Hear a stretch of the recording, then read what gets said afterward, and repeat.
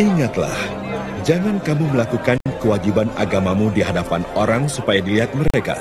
Karena jika demikian, kamu tidak beroleh upah dari Bapamu yang di surga.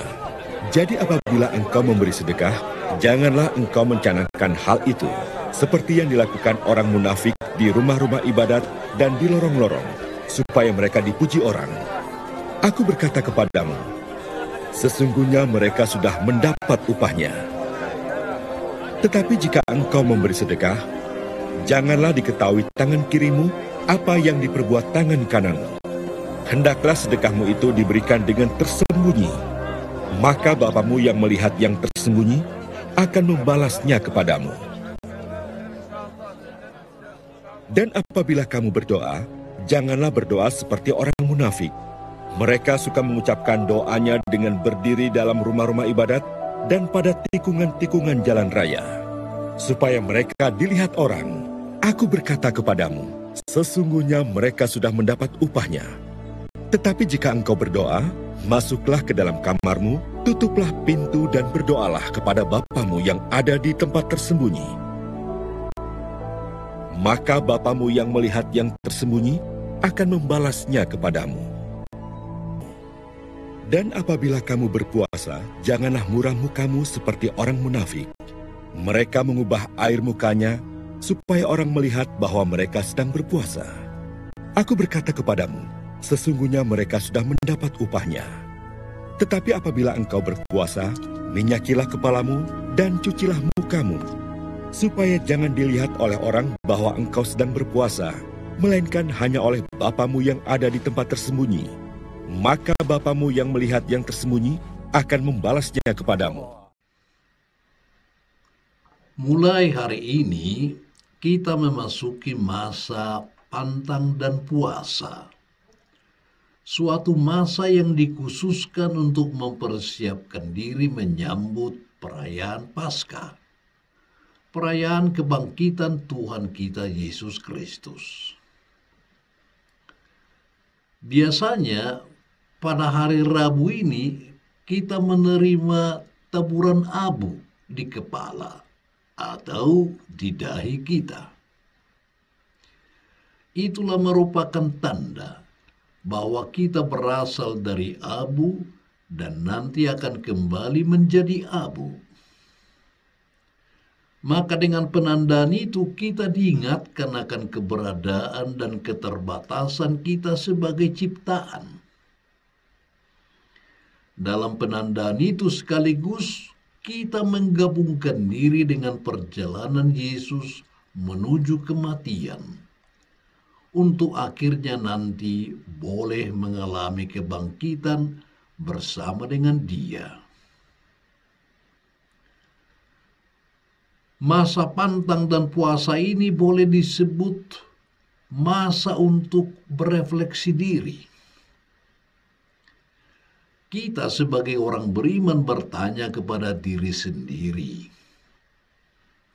apa yang telah kita kerjakan sebagai orang beriman? Dan apa yang masih perlu kita tingkatkan sebagai orang beriman?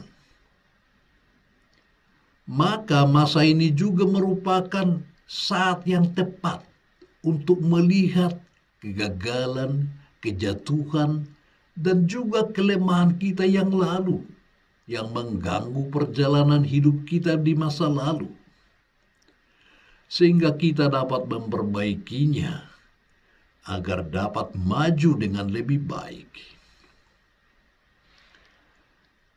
Karena itulah, masa pantang dan puasa ini boleh juga kita sebut masa pengubahan diri. Masa untuk lebih mengarahkan hidup kita ke kebaikan, ke tindakan yang penuh dengan kebajikan. Inilah masa untuk berdisiplin diri menuju kemajuan. Masa untuk lebih melihat kembali perjalanan hidup kita, sehingga dapat mengarahkannya ke hidup yang lebih baik. Inilah masa untuk berdamai dengan Tuhan, dengan sesama, dan dengan diri kita sendiri. Inilah masa untuk penyembuhan luka batin maupun kepahitan hidup. Oleh karena itu banyak orang menyebut masa ini masa untuk menempa diri. Keinginan untuk mengarahkan diri ke kebaikan itu ditandai dengan pantang dan puasa. Pantang dan puasa adalah merupakan tanda bahwa kita mau mengekang diri dari keinginan yang tidak teratur. Sekaligus juga tanda bahwa kita sungguh berkuasa atas diri kita. Dan bukan nafsu yang mengatur diri kita. Maka pantang dan puasa ini disebut juga masa prapaskah, yang artinya masa untuk mempersiapkan perayaan Paskah, perayaan kebangkitan Tuhan, perayaan kemenangan Tuhan atas maut. Pesta kemenangan bahwa kita yang disatukan dengan Tuhan Yesus dalam kematiannya juga akan menerima kebangkitan bersama Dia. Pesta yang menandakan kemenangan kebaikan atas kejahatan, kemenangan Tuhan atas kuasa setan.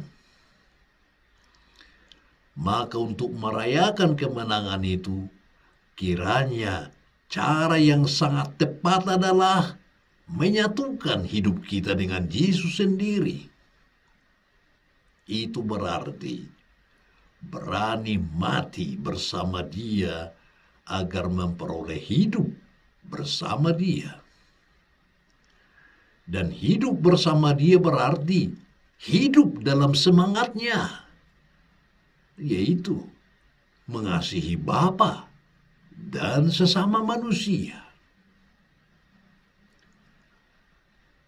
Maka sekali lagi, masa ini merupakan masa yang sangat baik untuk melihat makna kegagalan, penderitaan, kesengsaraan, dan perjuangan dalam hidup ini.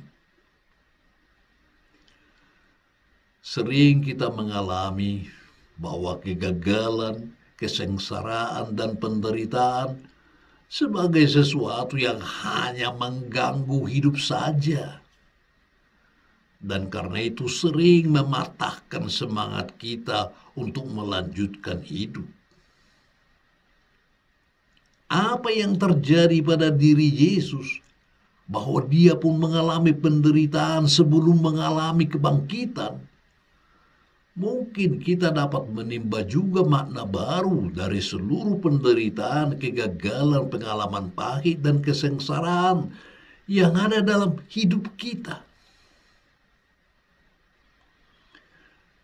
Dalam kerangka ikut menyatukan diri dengan penderitaan dan perjuangan Yesus, kita pun diajak oleh gereja untuk juga mau satu rasa dengan Tuhan, yaitu dengan mati raga. Memang arti pertama dari mati raga adalah lebih bersifat rohani, yaitu mencoba membenahi hidup menurut jalan Tuhan. Namun arti yang kedua yang lebih bersifat jasmani adalah juga penting, yaitu agar kita berusaha mengurangi kenikmatan jasmani yang kita nampakkan dalam bentuk pantang dan puasa. Dalam Injil hari ini, Yesus dengan sederhana menasehatkan kita agar kita bermotivasi murni dalam tindakan kita. Artinya, dalam melakukan suatu tindakan yang baik, tujuannya bukan untuk menyombongkan diri.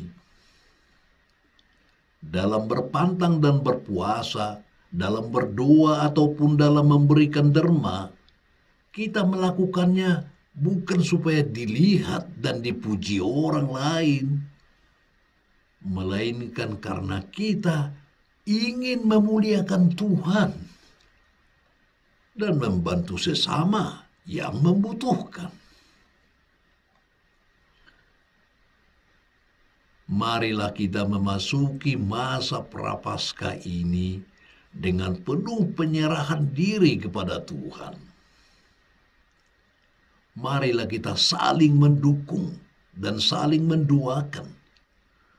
Sebab dengan demikian kita menyatakan bahwa memang bila kita sendirian sebenarnya kita tidak mampu berbuat apa-apa. Namun bersama-sama, dalam kebersamaan dan persatuan kita dengan diri Yesus Kristus, kita dapat mencapai kemenangan Paskah, kemenangan atas dosa dan maut.